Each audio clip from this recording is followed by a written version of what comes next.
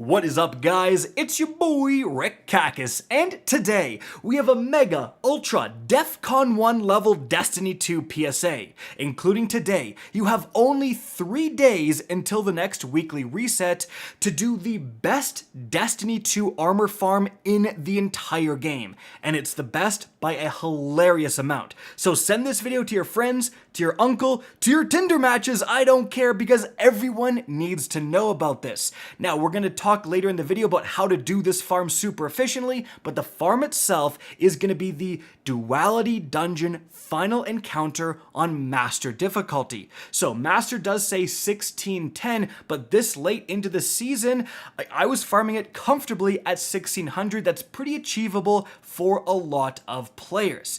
Now, the only reason this is farmable is that the Duality is the weekly featured dungeon. And some of you may be hearing that and going, wait, Rick, your dingus butt made this only 3 days because you didn't talk about this earlier. But actually, this dungeon has been glitched. The final encounter was only dropping loot the first time you beat it this week until, as you can see, Bungie very recently tweeted that a temporary fix has been implemented, hence the severity of only being 3 days to do this while this temporary fix is in place. Now, there's only one more week, I think it's February 7th or 14th, when Duality is going to be featured before Lightfall, and then that's it. So you obviously want to be taking advantage of this and getting some absolutely cracked armor before Lightfall drops to get prepared for Lightfall. Now, a lot of you might be wondering, why are you freaking out about this farm? What makes it so good? Well, actually a lot of reasons. First of all, the armor that's going to be dropping is Artifice Armor. Artifice Armor has an extra mod slot where you can put seasonal mods. This is huge, right? Just this season, for example, there's a chest seasonal mod that only costs 1 energy that gives you resistance against all elemental types. So if you have an Artifice chest, you can put that in the Artifice slot, and then also a solar resist mod on, depending on what activity you're doing, and then also concussive dampener for splash damage. So you are so much harder to kill with that extra resist mod. And on top of that, for whatever reason, Duality seems to just drop armor with outrageously good stats. I've done a lot of dungeons. I've got under 60 rolls in every other dungeon, but not Duality. You will often get 67, 68 rolls, like pretty commonly, way more often it seems, compared to other dungeons. I don't know why, it's just the case. Now, on top of that, if you are farming efficiently, you're also getting this Artifice outrageously high statted armor at a rate significantly higher than every other dungeon. So, let's get into how to do that. Firstly, I'm assuming you know how to do this encounter. If you don't, check out my complete Duality dungeon guide linked up above. Now, in terms of the boss fight, once you get a checkpoint, either from like an LFG site, or you might have to beat the entire dungeon up to that point, but once you get that checkpoint, you can start just rotating the boss over and over again. The first thing you're gonna want is weapons that can one-phase kill the boss Cadle. So, what we're using here is just linear fusion rifles, and you have an abundance of things to choose from. I'm running a Void Hunter, the Gear Falcons build, which is absolutely nutty, by the way, and I'm just using a Taipan because that is Void. If I was running, let's say, an Arc Grenadier Titan, another nutty build, well then I can use the Stormchaser for an example. Heck, you can use the new Stasis craftable one that is aggressive frame and also has Vice Stinger. That's another fantastic linear. Again, there's no shortage of great linears. Now, as for your other weapons, you gotta use something with Void. We were using the FUNNELWEB SMG and it was fantastic, but you need to take care of these Bellkeeper enemies and take care of them fast, and they all have Void shields. Now, on top of that, something like the Wither Horde to do extra damage to the boss, especially if you have Weakened Clear as a seasonal artifact mod to debuff the boss, and also a work double duty to take down adds easily, is gonna be fantastic.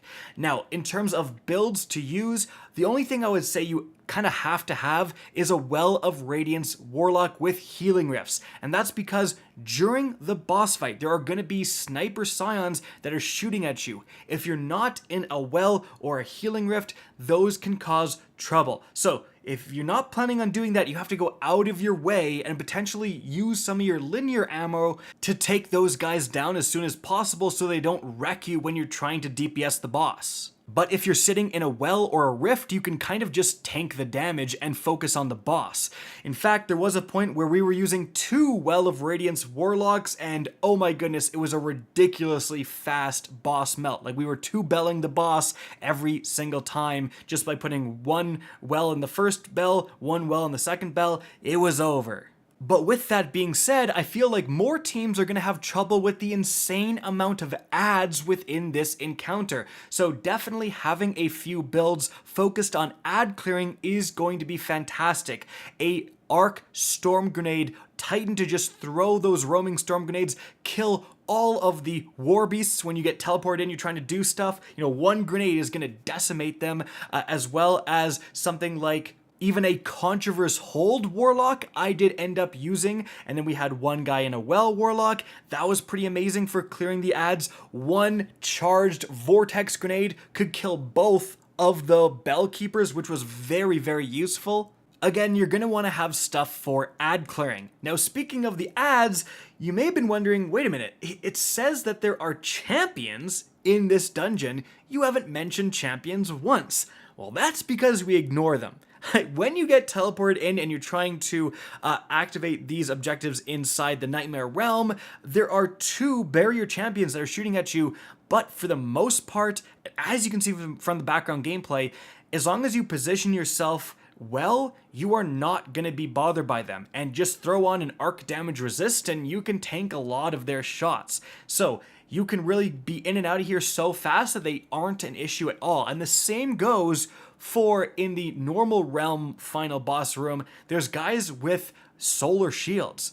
Again, you can kind of just ignore these guys, especially if you are running some invisible hunters who can do these objectives, can plant the standards, the flags in complete safety, because like you are choosing when you are teleporting in and out, and the only enemies you have to kill in order to accomplish that are going to be the Bell Keepers, right? So those are the only guys you really have to be on top of. For the most part, you can leave a lot of ads alive. Now, obviously, you don't want to do that to such a degree that you're overwhelmed, especially with the war beasts, they can get out of control, but you don't have to go out of your way to kill every single guy within this encounter, especially if you're trying to be efficient. You want to just be getting those objectives done, teleporting in and out quickly, and that does involve leaving a lot of guys alive, including, again, the Solar Shield guys and those champions. It worked out fine for us.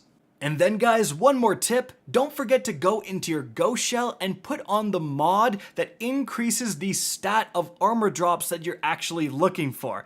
Oh, and it's a great idea to save extra armor, especially an extra class item that doesn't require stats, because Strand is coming in Lightfall. So just like when Stasis got added and we got Stasis armor with Stasis mods, that's probably going to happen again with Strand. You're going to want to be able to have armor that you can convert to the Strand element to equip brand new Strand mods, guys. But in any event, that is it for the video. I hope you enjoyed and found this informative. If you did, please remember to help me out by simply rating and especially sharing this video. If you guys want to see more Destiny 2 content similar to this, don't be afraid to slap that subscribe button. If you want to get in touch with me and keep up to date with the latest channel activity, the best way is to follow me on Twitter at RickKakis. That is linked in the description down below. Again, I hope you enjoyed the video, and as always, have a good day.